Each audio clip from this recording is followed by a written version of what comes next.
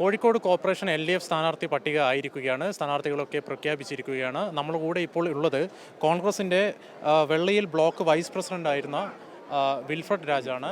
അദ്ദേഹം ഇപ്പോൾ നടക്കാവ് വാർഡിൽ നിന്നാണ് മത്സരിക്കുന്നത്. അദ്ദേഹത്തിനോട് ഇതിന് ചോദിക്കാം. മുമ്പ് അദ്ദേഹം കോൺഗ്രസിലായിരുന്നു, ഇപ്പോഴാണ് RJDയിലേക്ക് വന്നത്. ഈ കോൺഗ്രസ് വിട്ട് RJDയിലേക്ക് വരാനുള്ള ഒരു കാരണം ഒന്ന് വ്യക്തമാകും. ജനങ്ങളെ സേവിക്കാൻ ഒരു അവസരം കിട്ടിയപ്പോൾ അത് വന്നു. അതാണ് കാര്യമായിട്ടുള്ളത്. ജനങ്ങളെ എപ്പോഴും ഞാൻ അങ്ങനെ ഇഷ്ടപ്പെടുന്ന ഒരാളാണ്, ജനങ്ങളെ സേവിക്കാൻ ഇഷ്ടപ്പെടുന്ന ഒരാളാണ്.